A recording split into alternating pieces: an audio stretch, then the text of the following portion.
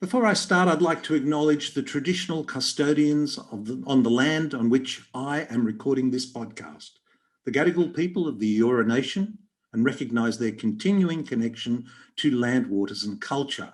I pay my respects to their elders of the past, present and emerging.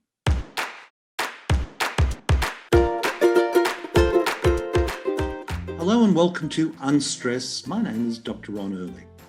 Well, today we're going to explore public health messages. Why are they so confusing and contradictory?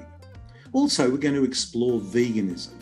Veganism is a popular movement and it is based on two or three basic principles. One, that animal welfare is being compromised by the way industrial animal agriculture is being conducted, and I have absolutely no argument with that. To any regular listener on this podcast, you will know championing regenerative agriculture is an important issue. And so that animal agriculture also has not only animal welfare issues, but also environmental issues. So that's an agreement there, right there and then. But the other one is that veganism is associated with health and wellness. And we're going to cover that topic and challenge that notion. In fact, my guest today is Belinda Fettke. Now, Belinda's background is in nursing, but she is, over the last 10 years, become a very an amazing medical researcher and a researcher of medical history, not just of medicine itself and public health messages. Belinda is the wife of a guest that I had, one of my first guests on the podcast. I think it was in the first 3 or 4 episodes where I spoke to orthopedic surgeon Dr. Gary Fettke. Now, Gary had his own health challenges, which included cancer and diabetes, and he dealt with those in an amazing way, and then became an evangelist, if you like, for proper health advice. And as an orthopedic surgeon, he was dealing with the ravages of type 2 diabetes. Type 2 diabetes results, if it's uncontrolled, in amputations, and an orthopedic surgeon does those amputations. So Gary was doubly inspired, not just by his own health experience, but by wanting to advise patients to avoid his services. And that led him down the path of giving health advice in Tasmania, in a small town in Tasmania called Launceston. And that resulted in him being taken to the medical board by the Dietitians Association, by a dietitian who was representing the Australian Dietitians Association. And that led to an incredibly traumatic time in his life, of which I have to say he was completely exonerated. And in that process, he and his wife, Belinda, embarked on extensive research in how public health messages are translated, how they are formed, and also the broader issue of veganism and where that comes about. Look, there's so much in this episode. I think it's worth listening to twice. I'm certainly going to go back and have another listen to it, but I hope you enjoyed this conversation I had with Belinda Fettke. Welcome to the show, Belinda. Thanks very much, Ron. It's a pleasure to be here. Belinda, we spoke to Dr. Gary Fettke, your husband, very early on in our podcast. In fact, I wanted him to be one of my first guests, and I've been looking forward to following that up with the discussion with you, because I know your background is in nursing and research, but I wonder if you might just share with our listener a bit about your own background. Well, I guess my own background, as you mentioned, was nursing, but I gave that up a very, very long time ago. Watching Gary, I guess the reason I started going into research was because I watched my husband firstly improve his own health using low carbohydrate principles. I watched a man who was diagnosed with a very aggressive pituitary tumour in 2000 and then be told in 2011, really after 2 lots of surgery, stereotactic radiotherapy and 11 and a half years of chemo, that there was nothing else they could do. And he had been researching, he'd been looking into all the latest technologies and modalities to improve outcomes for cancer. He'd been looking at that for a long time. But in 2011, when he was pretty much told there was nothing else they could do, he knew he had to make a really determined effort. So he delved into Dr. Google. He looked up Colin Champ and Dominic D'Agostino, who are doing some really incredible work on cancer, metabolism, and the link to glucose. In 2010, a guy called Luke Tappy had only just described the fructose the metabolism of fructose. So it was really, really new. And he was given the book Sweet Poison by David Gillespie. And he thought, what on earth does a lawyer know about sugar? I'm a doctor. What does a lawyer know about sugar that I don't? So there was a whole series of things that all started to come together at the same time. And also our pharmacist, who is very holistic and looks into lots of other things, she suggested that maybe Gary try metformin, because the unexpected side effect of metformin was it appeared to be putting cancers into remission. And Gary thought, oh my gosh, I'm already taking 15 medications. Why am I going to up another one? Because as you would be well aware, when people start down this road of band-aiding sick care, then you just keep adding on more medications to counteract side effects, and it just goes on and on and on. And as I say, he just went, why would I take another drug when, if I think about it in really simple terms, it's stopping the uptake of sugar, or it's actually pushing sugar into the tissues instead of keeping it into the bloodstream. So I'm going to give up sugar. That's where he started in 2011. And as he came to understand the power of that message, like, he started to improve his health pretty much straight away. Went cold turkey, gave up sugar. It took a little while for him so it wasn't long after that he started to look into the role of polyunsaturated oils and how they were harming. So that's the seed oils, not the natural polyunsaturated oils that are in whole real food, but the actual man-made seed oils, the harms of those. And then he suddenly clicked, oh my gosh, starches are just glucose as soon as you put them into your mouth. So these highly processed cereals, pastas, and polished rices, and breads, they actually become glucose. And for him, with his cancer, they were making his PET scan light up like a Christmas tree. His cancer was feeding on glucose. So by reducing those sugars, and certainly the polyunsaturated oils, oh my gosh, here we are. He's had his cancer in remission just through diet for over 7 years now, which is incredible and something that we never thought was possible. And the thing is, we were never told about diet in the beginning. So that's and I do think, looking back, and this is just hypothetical, but Gary appeared to be driven to eat even more glucose sugars when his tumor was active. Like, it was like he was looking for it to feed it. He just couldn't get enough. He was eating by the dietary guidelines, 9 to 11 serves of carbohydrates per day, but he really was. He was eating a lot of cereals, breads. It was amazing how his body was looking for it, and he doesn't anymore. So now, this reminds me just of why I was so looking forward to talking to you, Belinda. Yes. You've already mentioned two guests that I've already had on the podcast, Dom D'Agostino and David Gillespie, and also Thomas Seyfried, who has done a lot of research in this. Yes, Gary has contacted him since as well. Yes. And of course, Gary's whole story. And you've been busy doing research on so many of those messages, and public health messages is something that I've focused on also and has intrigued me for many years. I've written about it in my own book, Why Public Health Messages Are So Confusing and Often Contradictory.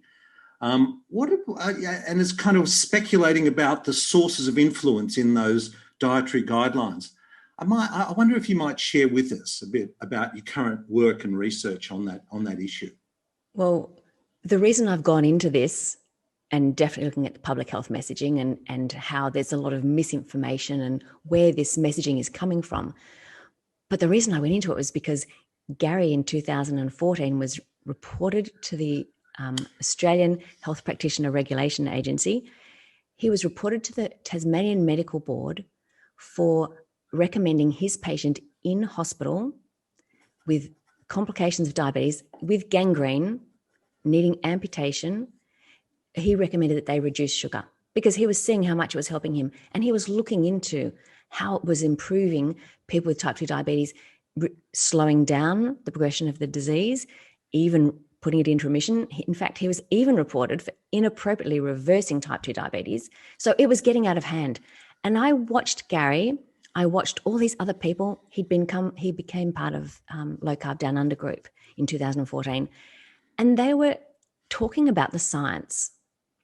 And I watched them going blue in the face. And I thought, this has got nothing to do with the science. In fact, I think they were even talking about from 2012, 2013, sorry. So by 2014, when Gary was reported, I just went, this makes no sense. So where is this anti-meat demonization of animal proteins and fats coming from? And before we go further, I'm not anti-vegan, anti-vegetarian, not anti-religion. This is a really, really important thing to consider, is that our dietary guidelines are becoming plant biased. That's what I have termed it. And if this messaging is a guideline, it should be flexible. It should be looking at individual cases. It should be looking at how to improve individuals' health. It shouldn't be a blanket rule book, which is what it appears to be, because why would Gary get into trouble? He can tell people to reduce smoking because he's seen the harms and the complications that can happen when he is operating, because he's an orthopedic surgeon.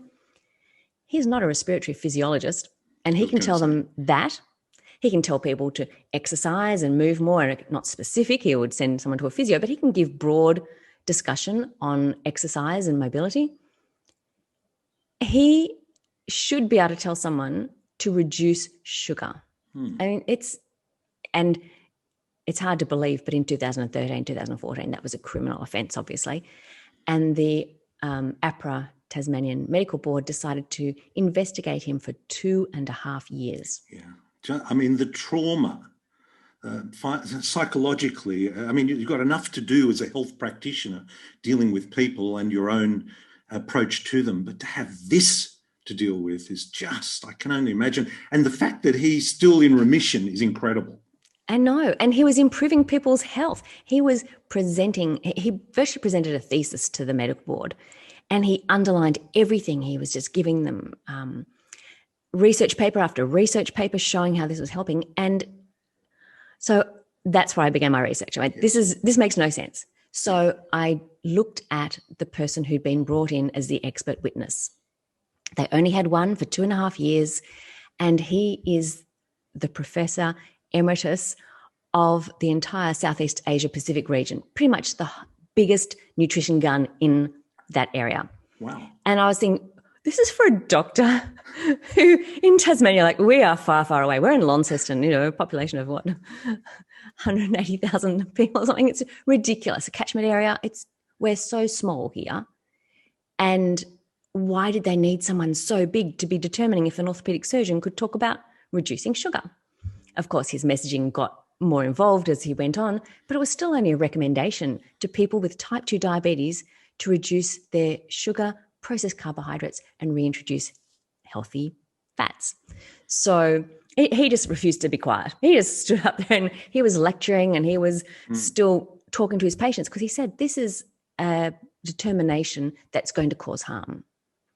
But I had to work out why. So when I looked at this expert witness, he was working for Sanitarium at the time of his work with APRA. And so first I went, because I thought he must work for the sugar industry. He has to be working for the sugar industry. No, turns out he's working for the cereal industry. Wow. And over a couple of years, I uncovered documents that actually showed that the Dietitians Association of Australia was in partnership with a group called Cereal for Brekkie. And this group was Sanitarium, Nestle, Kellogg's, and Freedom Foods. And they had a group at the time when it was formed, it was someone who was very high up on the board of the Dietitians Association of Australia. So she was running this Australian Breakfast Cereal Manufacturing Forum group, which was called Cereal for Brekkie. And they had a partnership. This partnership for $23,000 a year, and I'm sure we could have garnered $23,000 or $25,000 just up them if we'd known about it.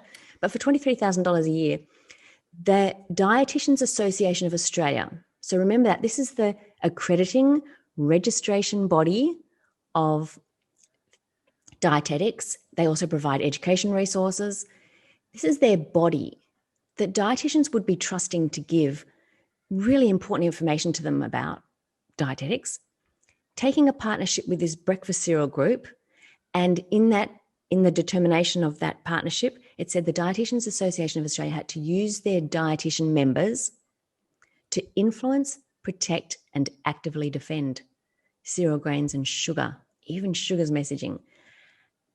These documents named Gary as targeted for active defense. Yes. And within weeks of this minuted document being tabled, I guess, but I didn't find it that quickly, but with it being tabled, the then CEO of the Dietitians Association of Australia wrote to Gary's hospital twice asking for them to silence him. And while I didn't specifically mention Gary's name, we know it was about Gary because in the 845-page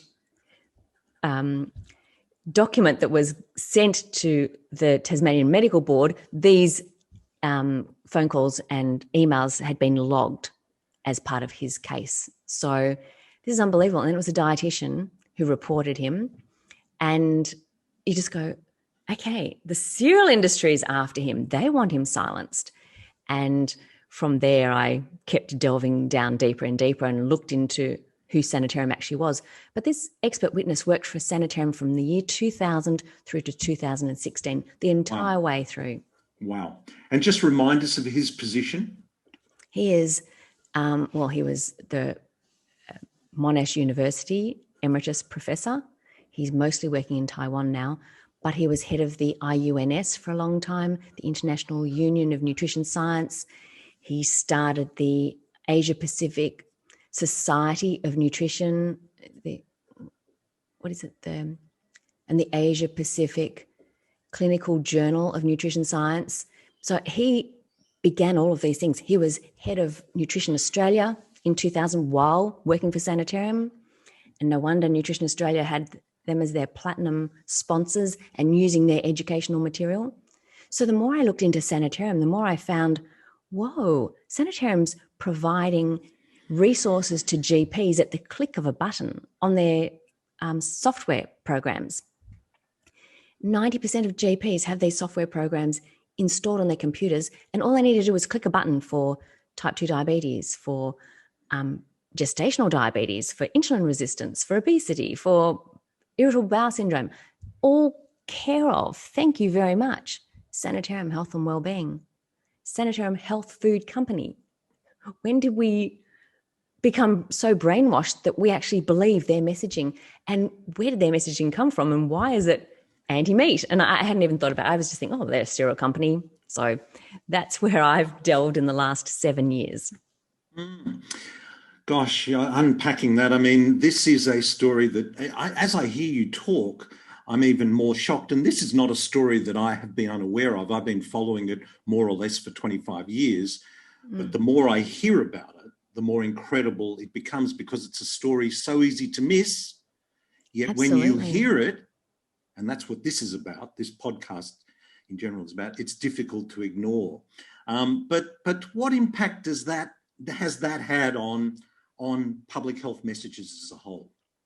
Well, then when you look at the public health messaging, you think, where has it come from? Who's been telling the Dietitians Association of Australia to protect cereal industry? Who has been doing all these things? You look at the sponsorship of the Dietitians Association of Australia, Yes. sponsoring their spokespeople programs from the 1990s, looking right through, it's come from food and pharmaceutical industries. Yes. And I cannot believe how much we've uncovered. Like, we would have been so naive. And honestly, if they'd just used somebody local as their expert witness, I would never have even known about any of this. We would not have met because we'd just be here in Tassie going, banging our heads against a brick wall. It was only the fact that this highly profiled person came into Gary's case that has sent me down all these pathways. But looking at the public health messaging in particular, we're looking at a group of people, and this is where I've come to understand the Sanitarium Health Food Company is wholly owned by the Seventh-day Adventist Church. Mm-hmm. And in understanding their principles, their beliefs, their teachings of a church that only started in 1843, 1844 was when they started to splinter off from a group, and in 1863 they were incorporated. And in that year, in 1863, their prophetess, their church founder, had a vision from God telling her that meat would spiritually, morally, and physically corrupt people. So it was a very, very strong anti-meat messaging from the beginning of the foundings of that church. Mm. And a guy called Joan Sabat, a very devout Seventh-day Adventist who works at their university in Loma Linda in America, he published a paper in 2018 saying the global influence of the Seventh-day Adventist Church on diet. And if you look up that academic paper, it's published in Religion, but they actually explain, and it came on the back of Gary presenting my research in America in 2017. And within their references, they actually reference my work. Wow. So tell me, now hang on. They're very proud of their work. Sabat, S-A-B-A-T? S-A-B-A-T-E, with a little thing. He's Spanish. Okay. And he wrote an article in 2018. Co-wrote an article from Loma Linda University, yep, wholly owned by the Seventh-day Adventist Church. Loma Linda is? Loma Linda in America. I didn't know that either. Oh, can I just say, they are the second biggest educator in the world behind the Catholic Church. They own, I think, something like 20 medical schools around the world. In Australia, they have a very, very small footprint. Yeah. We're quite a secular community. So they have one college university called Avondale in northern New South Wales, and only one major hospital, the Sydney Adventist Hospital. They own a few little private hospitals in New South Wales, and they own a couple of health retreats around the place. Sanitarium is the motherboard, and it's the motherboard for the world. Like, it's amazing how much influence they have in not only creating health food, which is... We'll get into that. Yes, okay. We'll get into that. And so they own, I think it's 46 hospitals in the US, over 20 of them in Florida alone. So they are the healthcare in America, and they own many medical schools like around the world, but specifically Loma Linda is the biggest. And they have 800 staff at the university. I mean, when I was exploring sponsorship of so-called professional organisations, well, they're not so-called, they are professional organisations. The Dietitians Association of Australia, for example, I know for a fact, if you go looking on that site now, you won't find it. No. It kind of, I don't know whether they've stopped sponsorship or whether they've just hidden it. But when I was looking this up for my book in 2015, Kellogg's, Campbell's, Nestle, Unilever, Sanitarium, Ben & Jerry's ice cream, Sanitarium, the Grains and Cereal Council, the Dairy Council, Dairy Australia were all sponsors of the Dietary Association of Australia, and they were then invited, or they won the tender for the Australian Healthy Eating Guidelines, which finds its way into every doctor's surgery, as you have said. And the thing is, if you read the fine print on the dietary guidelines, it says it's only for healthy people. Yes. Yet the Dietitians Association of Australia use it for unhealthy people. Diabetes Australia, the Heart Foundation, they all say, look at the dietary guidelines. Yeah. And these dietary guidelines are plant cereal-based guidelines that do not improve health for everybody. And my husband is definitely a living example of that. Yes, He followed those guidelines with 9 to 11 serves of carbohydrates. He insisted, I was a butter girl, and he insisted we go to margarine and use all the seed oils. And his body was so sick and so inflamed from all those things. I was eating the same diet and I didn't have the same issues. So, we're talking about individuals here, but over time, if you keep going to the casino and you keep rolling that dice, in the end, the house always wins. So a lot of people have rolled that dice, Belinda, because the incidence of diabetes is going through the roof. Unbelievable. Cancer is affecting 1 in 2 1 in 3 people by the time they hit 60 anyway. We talk about daily deaths. We become very focused on that through this COVID. 50,000 people a day die of cancer. 25,000 people a day of cardiovascular disease. 50,000 die of cardiovascular disease a day. 25,000 die of cancer, 10,000 a day die of diabetes. So a lot of people have rolled the dice and followed advice and maybe could be doing better. Okay, let's move on a little bit, because one of the things that's happened is, of course, veganism is an intriguing movement, because at first glance it appears so appealing. It perpetuates the idea that compassion towards adults go hand in animals rather, and adults, but compassion towards animals goes hand in hand with health and well-being. Well, tell us about, have you been exploring this, the veganism and the origins Absolutely. of veganism? Tell us about the origins of veganism.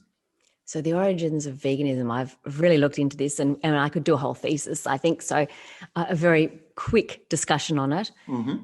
Looking back through religions, all the way back, you consider Pythagoras and different people who over time advocated a vegan diet. And these people were, I would say, privileged people later in their life. They didn't start as babies being given a vegan diet. So that's a really, really important thing to consider from all of my research as well, that this decision-making was well into their adult life, that they decided they wanted to be compassionate about animals. But if I went back all the way through, I've got friends in India and I've spoken to them. We think India is a vegan or vegetarian country. And in fact, 80% of Indians eat some sort of animal meat. And definitely animal fats. So it's really fascinating. The other 20% are vegetarian unless they have been forced by their caste to not be able to eat animal proteins and fats. So it's a malnourishment, or it's a privilege. And I think they're the two extremes of veganism. And so all of those religions, even the Jain religion, who's probably one of the most strict about not harming an animal, they won't pull tubers out of the ground because that destroys the plant. They'll pick fruit and they'll pick leaves off trees, but they will not pull up a tuber root. But even they are encouraged to eat ghee, which is a clarified butter, because vitamin B12 is essential to life. And you cannot get it from a purely plant-based diet, or purely plants, not plant-based, purely plants. So it's a privilege to be able to eat a vegan diet in the Western world because they can have supplements. It's a malnourished diet in an Indigenous community to not be able to eat any animal protein or fat. This is two questions that I often ask people who are vegans, and I may have missed this, but is there a culture in all of human history that has survived generation after generation, not just survived, but thrived, or let's say survived, generation after generation on a vegan diet? Have I missed it? Is there a culture in human history? Not that I'm aware of. As say, the stunting is just getting more and more pronounced. Friends of ours in India are devastated. And I've got some very good friends who are vegetarian and will not eat animal protein, but they eat animal fats. And they said without that, our health would be very poor. And they are able to do a low carbohydrate diet very successfully as a vegetarian. So I would think a vegetarian diet and an omnivore diet and possibly even more of a carnivore diet back as we evolved are good for health. I think when you go to that vegan extreme, that you're starting to go, okay, I can be privileged to have a vegan diet because I can supplement, I can have an injection every 3 weeks, or I can do this. It's a privilege, and Indigenous communities do not have that privilege. The other question I ask them, because the appealing part about the vegan approach is that it doesn't kill animals. And it's interesting to hear you mention the Jains who don't even want to kill a plant by pulling up its roots. That is interesting, but we won't go there. my question to them is, how big does an animal have to be before it counts? I completely agree I with mean, that. because if I'm not mistaken, in order to grow vegetables, a lot of land, natural habitat, needs to be cleared, and that affects, I believe, animals And the microbes and the in the microbes in the soil. soil. And then to keep those crops free from pests, many of which, in fact, all of which are animals as well, and microbes. How big does an animal have to be to count? What do you think? That's a really, really great question. I think it's the elephant in the room. Yeah, I do too. I just ask those two questions respectfully. I think Historically, what is the story? How many generations have survived? And are you happy to be part of a human experiment? And my second question is, how big does an animal have to be to count? Leah Keith, I don't know Yes, if you've I read do her. know her Vegetarian Myth. She wrote the book Vegetarian Myth. She did, and she was also interviewed for Sacred Cow. I saw that too. Rogers and Rob Wolf's documentary and Yes. in their book. But she makes a beautiful case as being someone who's passionate about sentient beings and protecting them, and tried really, really hard to be an ethical eater, or what she considered was ethical, by not harming the big animals that we could see with our eyes easily, and realized that even trying to grow her own vegetables, she was having to kill animals to grow. And she said, I've just realized there is no life without death. And I think that's a fascinating commentary. And it's about respect. Okay, we need to be respectful to people. We need to be respectful of the earth that we live on. So how can we create a more sustainable future going forward? In Tasmania, I am privileged. We have beautiful, fresh produce. We can literally go to our markets and get fresh, seasonal, local food that I know has not been, paddock to plate. And even the organic thing is tricky, because you're potentially cutting out part of the circle of life as an organic. But I'm talking about just true. You have a few odd-shaped things and a few eaten leaves, but we're talking about eating fresh, seasonal, local, and we can do that here in Tasmania. It's not possible everywhere else. So I am privileged in that way, but I really believe in supporting local farmers as much as possible. And if we can move more towards that, it'll be fantastic. Get away from the big corporations that are trying to own everything. Because the other one is, and I do share the vegans' concern about this, is animal welfare. And I think that is a huge and very relevant topic. And that's why I've also focused my program and my interest on regenerative agriculture, and what is good for the animal is good for the planet and good for us, of course, along the way. So it's a win-win-win. And the animal, if the animal has just one bad day in its life, the day that it dies, and we respectfully consume that animal and the whole animal, then I think that's a whole different narrative. But that is an interesting one, but it's also the way that the veganism is also connected with environmentalism, isn't it? Yes. Well, if you look at Loma Linda, Joan Sabat, he's taken Ellen G. White's messaging and taken it then into that climate group. So he's now developed an environmental subspecialty at Loma Linda University, and he's very involved in, if you see studies saying beans over beef, and you see study after study after study, he and the Seventh-day Adventists have become very involved in that space as well. So because of course started out as anti-masturbation, and then it's moved right through anti-cancer. They've been very involved in that area, and now it's become environmental. And again, it's about how can they take their message even further and get more people to buy into it. They've been commissioned. So Seventh-day Adventism, Ellen G. White taught that it was the duty of the church to take on public health messaging. This is back in the 1800s. Wow. Public health messaging to demonize animal proteins and fats and promote the biblical Garden of Eden diet.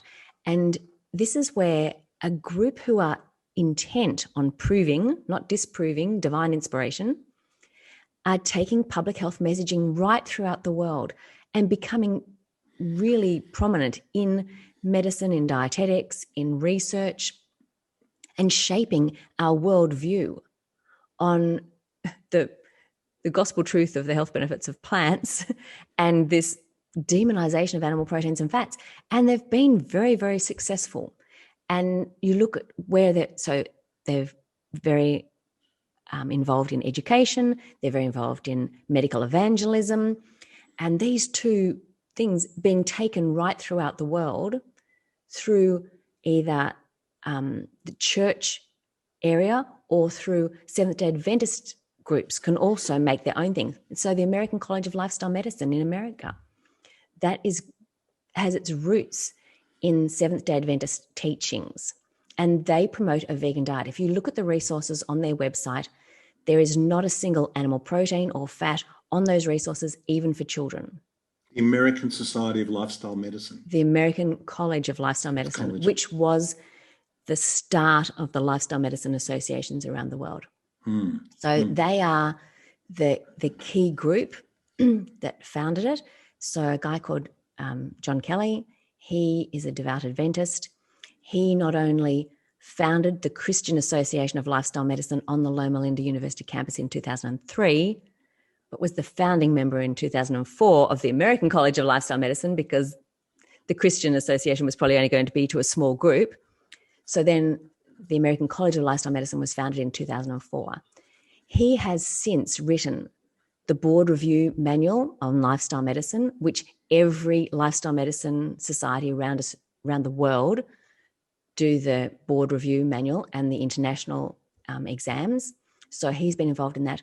And his latest thing, which has been my research, because I've really honed in on type 2 diabetes because of Gary's interest in promoting a low carbohydrate diet and the results that people are getting around the world, and more studies and showing how effective it can be. John Kelly has been the lead author of the position statement of the American College of Lifestyle Medicine. And there, when I go through the position statement and look at the low carbohydrate section, every single reference in that makes it seem like animal proteins and fats are just the worst thing. Low carbohydrate diet is not only unsafe, but unhealthy. Their references are about mice studies, that some of them don't even talk about animal proteins, and others actually contradict their cherry-picked narrative for that space. But they completely left out, even though they've referenced low carbohydrate, they've referenced Eric Westman and another study, but they've put it in their position statement tucked away before the invention of insulin. So you wouldn't even consider that it's got positive results about low carbohydrate, even though if you looked at their references quickly, you go, oh, well, they're discussing both. They've considered both. But it's where they've positioned it. And so not only have they done this position statement, they've produced a Diabetes Bill of Rights. And he, again, is the lead author. The Diabetes Bill of Rights is an exclusive document. It does not allow people to consider animal proteins or fats in their diet. An inclusive document, which is what Verta Health, Diet Doctor, so many people, Gary, what we're doing is supporting people regardless of their religious beliefs, ethical beliefs. We support people to achieve health. And in my mind, this Diabetes Bill of Rights, it's sort of pulling on the American Bill of Rights, which is a huge call, 27 ratified amendments, giving people freedom of choice. And this American College of Lifestyle Medicine's Diabetes Bill of Rights is an exclusive document because there is no consideration. The people then who are delivering and facilitating the online course for health professionals, again, only published last year. So the same man who started it in 2004 is hugely involved in 2020, 21. The people who are delivering it include Neil Barnard, who's an animal activist, so against low carbohydrate animals. It includes every single person in it is a vegan advocate, either for religious ideology or for ethical beliefs. And there's no one giving a considered opinion in that. that animal proteins and fats could be part of a diet. And you have to consider that the Seventh-day Adventist Church believe in the biblical Garden of Eden diet. Tell us about the biblical Garden of Eden diet. John Kelly, in his slides that were in the American College of Lifestyle Medicine up until 2008, the slides show that he has put up there that Adam and Eve were part of lifestyle medicine. Lifestyle medicine was Genesis. It was when Adam and Eve had their beautiful home. I'm not sure who built it. A beautiful home in the Garden of Eden, being given a vegan diet, because fruits, grains, nuts, and seeds were the Garden of Eden diet. Mm-hmm. They have no belief that there was any role for evolution or an ancestral diet, because we began with God's diet was fruits, nuts, and seeds. Mm. We weren't even given permission to eat vegetables till after the fall of man. Mm. So this is a really specific diet and a belief that science aligns with the Bible. Mm-hmm. Everywhere in lifestyle medicine, you see evidence-based, but that evidence has to align with the Bible and God's laws of nature. Mm-hmm. So there is no role for animal proteins and fats in the diet. Mm. And Ellen G. White came to Australia in 1889 and was here till 1900. So she was here for nearly 11 years. She founded the church, the schools, a publishing company, the hospital, and she was determined, because I've jumped a little bit, John Harvey Kellogg worked for the Seventh-day Adventist Church. Mm-hmm. He's a devout Seventh-day Adventist. Right. Ellen and her husband paid for him to go to medical school. He was only 12 when he first started typesetting her sermons about meat causing masturbation, about do not put meat in front of your child, because it wasn't only men, but women and children who were afflicted with the sin of masturbation, or self-vice as they referred to it. And it caused everything. And we still hear, masturbation caused blindness. She claimed all of these things. And again, it was part of the temperance movement in the 1800s. But she said she was shown by God all of these things were true. And so when she came to Australia, she wanted to set up Kellogg's model, because John Harvey Kellogg and his brother owned it at the time.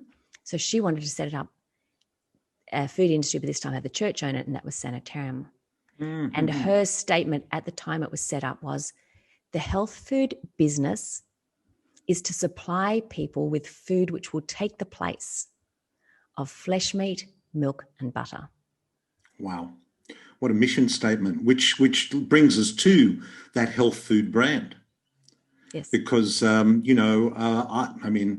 I wonder whether the word plant-based, which has become very popular, will be to the 21st century what processed food was to the 20th century. Yes. Tell us about the health food brand. Well, just quickly, T. Colin Campbell, who wrote the China study, which has been pulled apart by Denise Minger and many other people, and yes. I'm concerned that he did that study with a guy called Junqi Chen, who was one of the very first people in China to meet up with Alex Malus Pina, who started the International Life Sciences Institute. So ILSI, which is the food and pharmaceutical and tobacco cover of the world. Junqi Chen met with Alex Malus Pina before he went off to find T. Colin Campbell and do the China study. So that's also an interesting tidbit. So T. Colin Campbell claims that he coined the term whole food plant-based to be a euphemism for vegan diet back in the, I don't know, it was late 1980s or early 1990s, but he claims to have coined that term as a euphemism. And so the vegan group have continued to push whole food plant-based diet because it sounds good. Like for you and I, a whole food plant-based diet is what I would consider I eat. Yes. I eat plants and I eat a whole food diet. I eat animal proteins and fats as well.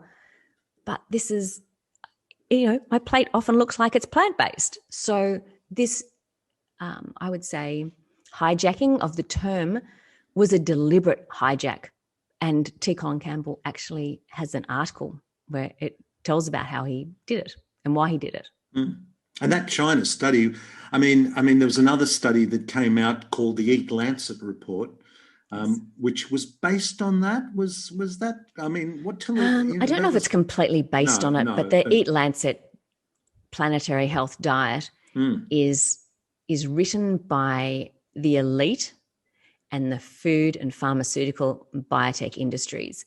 This diet that's meant to be saving us and saving the planet is actually, if you take out all the nutrients, a guy called Marty Kendall has done a fantastic breakdown of all of the nutrients.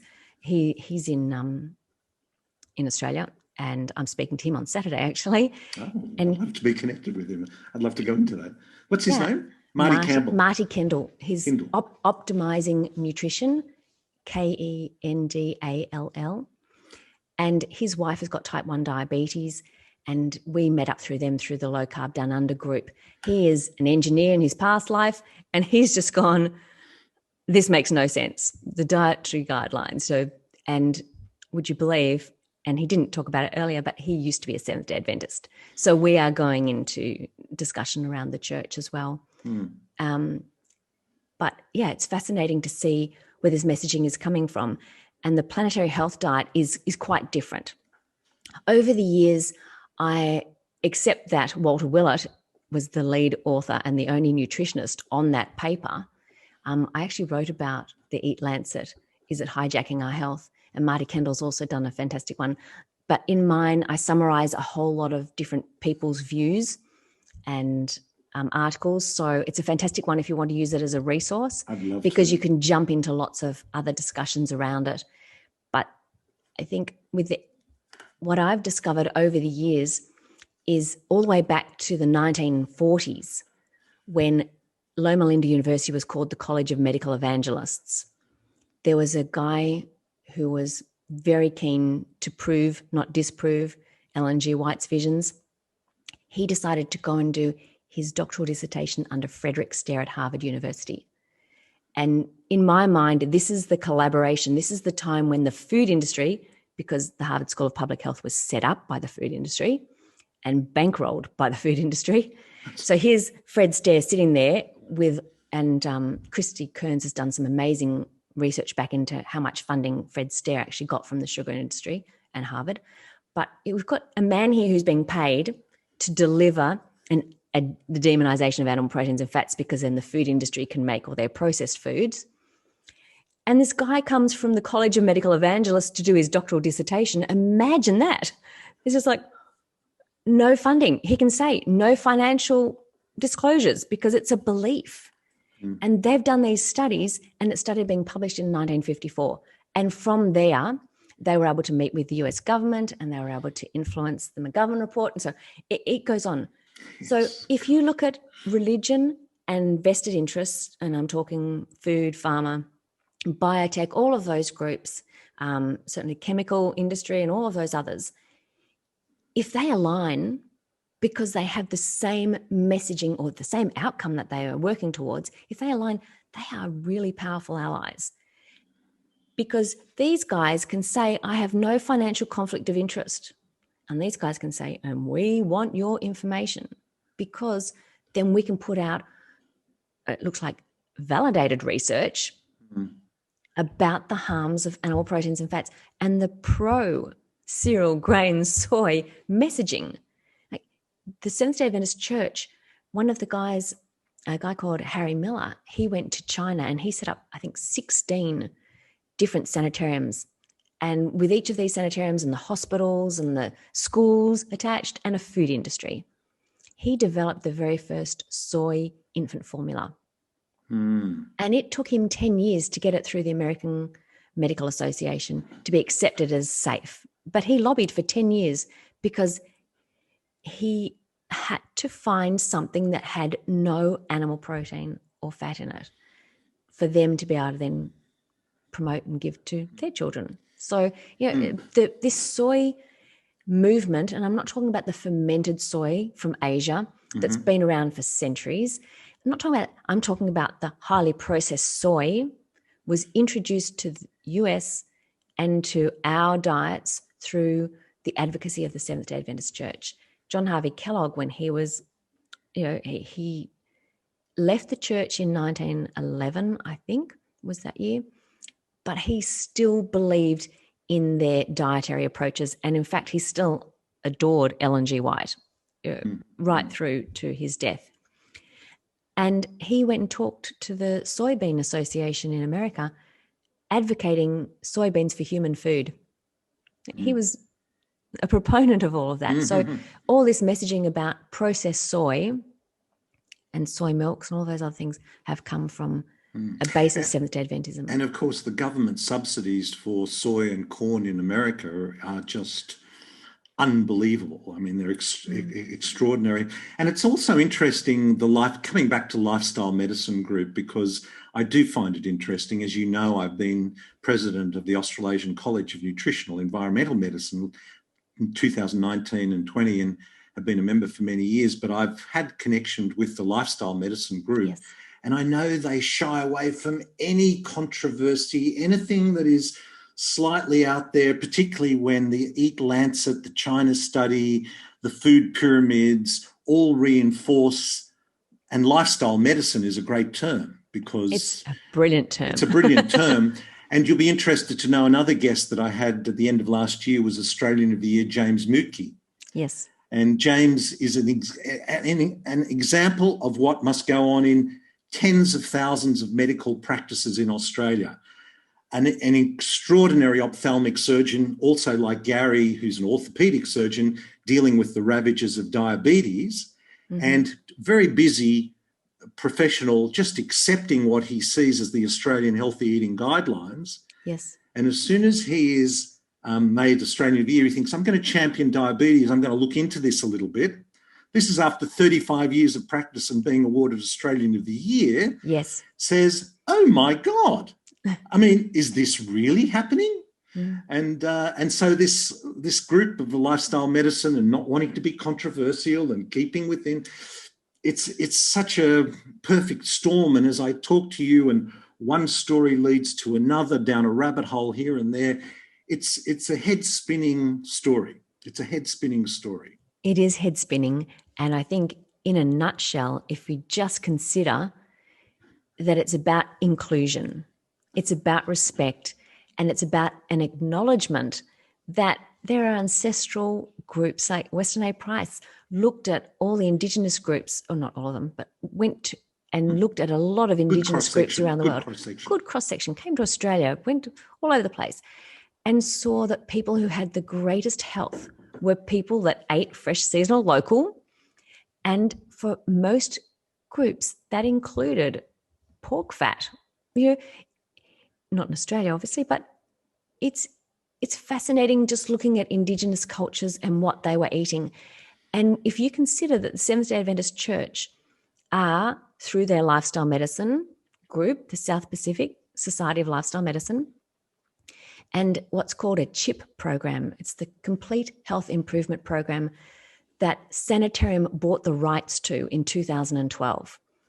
And this Complete Health Improvement Program was designed and created by a guy called Hans Deal, who was a devout Adventist at Loma Linda University back in the 1970s. He worked with Nathan Pritikin. Now, everyone, maybe not, but people may have heard of the Pritikin diet. I do. This is a blast from the past. Tell me about Nathan Pritikin, because go on, tell me about Nathan Pritikin. He was an adjunct professor at Loma Linda University. Okay. And he had read Ellen G. White's work when he was in the war. And he believed, I don't think he actually became a Seventh-day Adventist, but he very much believed in what she taught, so much so that he became an adjunct professor and taught at the university. And he met Hans Deal and they worked together at the Pritikin Longevity Centre.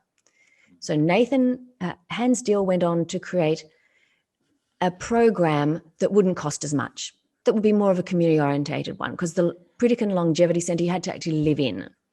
So Hans Deal created this, it was called the Coronary Health Improvement Program when he designed it in 1988. And Sanitarium bought it in 2012, zhuzhed it all up. A guy called Darren Morton worked on it extensively. This CHIP program, if you when you look at the website, it says it's not a mandate for veganism or vegetarianism. It's not a mandate for that. But you look at the facilitator's guide, and I've captured it and put it in a lot of places, so your viewers should be able to see it somewhere. The facilitator's guide actually shows that meat, dairy, eggs are the top of a list that includes alcohol and tobacco and processed foods as the worst possible health outcomes. So yes, it shows pretty clearly what their ideas are, even though they say, oh, it's not a mandate for that. And Hans Steele said he's 100% vegan, and his CHIP program was total vegan.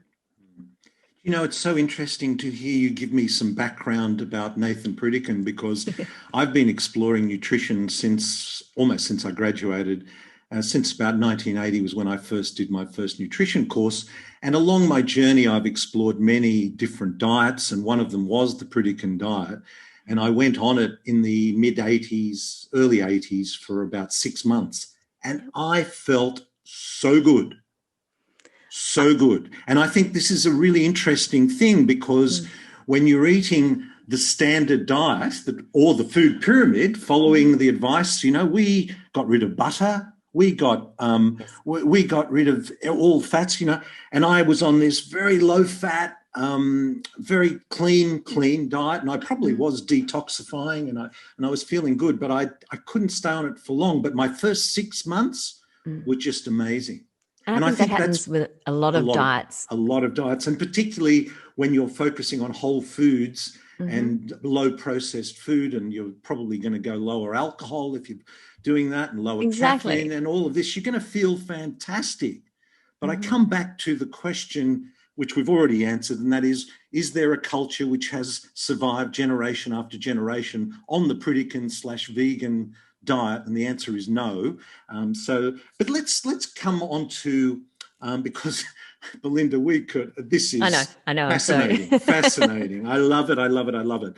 But I want to focus on low carb for a minute, because I think this is something really positive for people to take away. I think people listening to this will go, oh my God, I need to be a little bit more open to where this influence is coming from. But let's talk positive now, because one of the things that strikes me about low carb is, and again, we come back to science, a lot of science says there's no proof to show low carb is effective. And you look at what they mean by low carb, and it actually is something like 250 or 200 grams of carbohydrate a day, because the recommended dose is 310 or something. In fact, if you go onto the USDA site now and put in all of the parameters, which I did just last week, my age, my height, my activity level, and this is 2021, the USDA recommends that my carbohydrate intake should be between 375 and 420 grams of carbohydrate a day.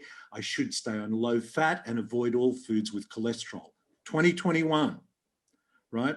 So what people mean by low carb changes from from people, even within studies. Tell us about low carb. Well, I think it's interesting to see. I've probably looked at it more from type 2 diabetes, as I say, or from a diabetes perspective. But Joy Kiddy, she's a dietitian in Canada. She wrote an article last year talking about a guy called Dr. Richard Wilder. And in 1922, he published a paper called A Primer for Diabetics. And this paper discusses how he understood in 1922, and in fact back to 1916, that diabetes was a disease of carbohydrate intolerance.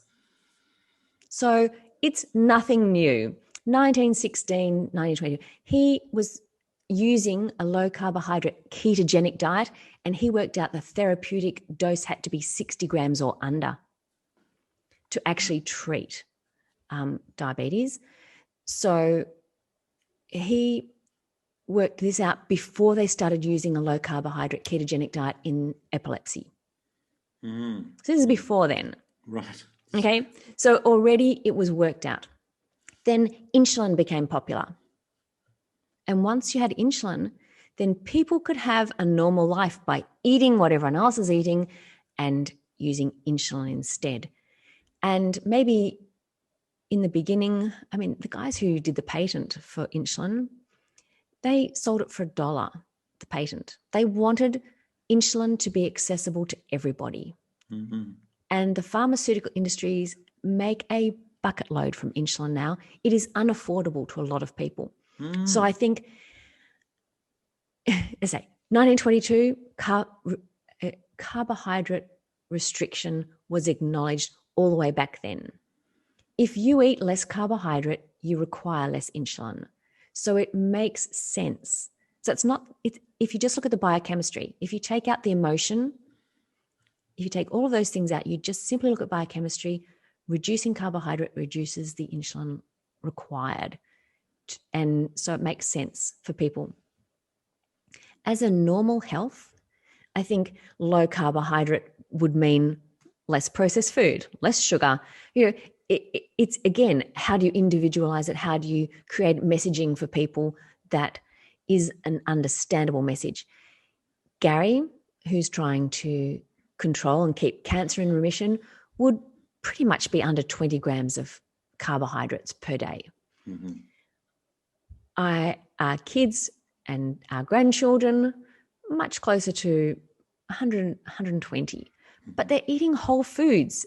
And if they continue to eat these whole foods, which I think is what, if I look at the Adventist health studies and look back, because some people appear to be very healthy and live longer lives, and they call it the biblical Garden of Eden diet. But if you look at the Adventist health study and you actually pull out their markers and what they consider things, you're actually a vegan if you eat meat or dairy less than once a month. So that's not the messaging they're giving to the normal populace. And most young people who want to go vegan are going to go full throttle. They're not going to say, oh, well, once a month, I need to get enough vitamin B12 in my diet. So by just having that very occasionally. So I think that's the important messaging we need to be understanding is, what is health? What do we need for health? And when you start to consider that we don't need all that sugar, we don't need all those processed carbs, and really breakfast is not the most important meal of the day. This is where my research is trying to just make it, even though I get very complex, just trying to make it simple as well, is just think about health in those terms. And low carbohydrate is not what the dietary guidelines recommend. So go lower than that. Anything lower is going to be better. And you mentioned breakfast is not the essential part of the day, which is you're touching on there, Belinda, the time restricted or intermittent fasting. What's your view on that? Well, would you believe I was actually a natural intermittent faster for most of my life because I didn't like cereal. Mm-hmm. So if you didn't like cereal, what else you may have a bit of toast, but often I just, I really, really loved meat and veg and other things. It wasn't until I met Gary, who insisted breakfast was the most important meal of the day. And missing butter and and low fat. Eggs were not on the agenda. No, I think he ate eggs. Oh, exactly. Eggs were okay. Cool. It was just low fat everything and fruit juices and there was a lot of things. So I think time restricted, that's what I didn't do it every day, but the majority of my life from, I would think, early teenage years, it was just how I was comfortable eating. It was just me. Gary has really, really long theatre days. Even now, he cannot say, well, I'm going to skip breakfast because he might not eat till 7 or 8 at night. And he has a very high workload, and I'd say with his pituitary tumor and everything else, he just, there's no way he could do it. He would often only eat 2 meals a day, but breakfast is very important for him still. Yeah. But I find very easily time restricted. I don't miss breakfast. And I don't know, I think it's a bit like you say, you feel fantastic if you are on a diet. Well, I often feel good in the mornings going, I don't need to eat just yet. Yeah. But as soon as I do feel like I need to eat, I don't deprive myself either. So my breakfast time is just when I'm ready to eat. Yes. And it is still breaking the fast. So you could say breakfast is the most important meal of the day. It just depends if you think of it as a cereal at 6 o'clock in the morning, or it's what you want to eat when you're breaking your fast. I mean, one of the things I'm very keen on is for us to listen to our body. Our body sends us messages each and every day. And one of those messages are when you're hungry. And what a novel idea to eat when you're hungry, only when you're hungry, to only eat when you're hungry.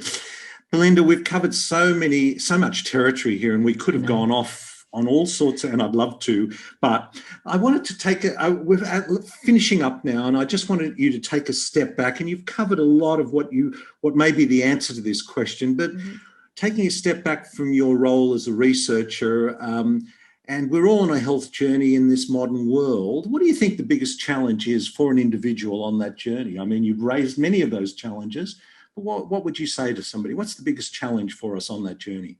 I think the biggest challenge, Gary and I set up a business called Nutrition for Life, and we owned that for a little while. And we gave it to our team to continue on here in Launceston. But I think support, accountability, and motivation. And they're the biggest things moving forward. We created SAM, a wraparound support for people who've decided to make those changes, because our society, the messaging is just high carb, sugar. It's very hard to get away from those things. If you've made the decision to change your diet and you want to go lower carb, healthy fat, it's society's idea of snacking. It's all these messages that we get. And so I think finding someone who will support you, whether it's a family member or whether it's a medical professional or a group support, whatever works for you, support, accountability, and motivation. That's how you do it. Linda, what a great note to finish on. And we're going to have links to your website, because there is clearly so much there for people to dive into. Thank you so much for joining us today. I've so enjoyed talking to you. Thanks for having me, Ron. Wow. I mean, it's breathtaking. It's breathtaking. There's no other word to describe it. And this is an issue I have been aware of, well, for at least the last 25 years. And that is that our current healthcare system is really a chronic disease management system, and that is a great economic model for the chemical, food, and pharmaceutical industry. The problem is that if evidence is anything to go by, it's not a very good health model. As I think I mentioned in the podcast, in this interview with Belinda, we've focused on COVID, and we've focused on daily death rates. And so we've become familiar with the fact that in the first year of the pandemic, something like just over 2 million people died from COVID, 2.5 million, and that equates to 7,000 people a day. So hold that figure in your head for a moment, because we've also been introduced to the issue of comorbidities. And comorbidities used to be referred to as chronic diseases. And so many of the chronic diseases are preventable chronic diseases. For example, cardiovascular disease. About 50,000 people a day die year after year, not just in 2020, year after year, 50,000 people a day die from cardiovascular disease. Cancer. About 27,000 people a day die from cancer. Diabetes, a big and growing problem, ends up with something like, I think it's about 10,000 there's 10 million people a year die. Maybe it's 4,000 or 5,000 people a day die of diabetes. My point is that these chronic degenerative diseases, which are largely preventable, rely on public health messages. And busy doctors, with their hand on their heart, with the best of intentions, go to the government regulations, the public health messages, the Australian Healthy Eating Guidelines, which are influenced, as Belinda has outlined, and there is such a much bigger story here. There's so many details and interconnections, but suffice to say that public health messages are influenced by big companies. And in this case, actually religious fervour, which is even more interesting. And look, I'm not anti-religion at all, whatever people believe, and they have a right to. But when a religious belief impacts on a whole globe's health, based on a belief that emerged in the 1860s, and with religious fervour being what it is perpetuated and becomes very well supported by big corporations and big companies, which then influence universities, which then influence research, which then influence what actually goes on as you sit across the table from your doctor and then follow with your best of intentions the advice you've been given. It's a major problem. And so, look, I'll have links to Belinda's website and Gary's. We're going to, I had Gary Fettke on as a guest, and we'll certainly have that. I want to reissue that as an archive in this same week that we're releasing this one. So it's a Fettke week, if you like. I hope you enjoyed that. And listen, every week I'm also asking people to go online and leave us a review. And hey, guess what? This last week I went onto iTunes and checked out, and we've got some wonderful, wonderful feedback there and ratings. And rather than ask you, although if you haven't already done it, do go and do it. But for those that have left a review, I want to say a huge thank you for your kind words and your support. I hope this finds you well. Until next time, this is Dr. Ron Ehrlich. This podcast provides general information and discussion about medicine, health, and related subjects. The content is not intended and should not be construed as medical advice or as a substitute for care by a qualified medical practitioner. If you or any other person has a medical concern, he or she should consult with an appropriately qualified medical practitioner. Guests who speak in this podcast express their own opinions, experiences, and conclusions.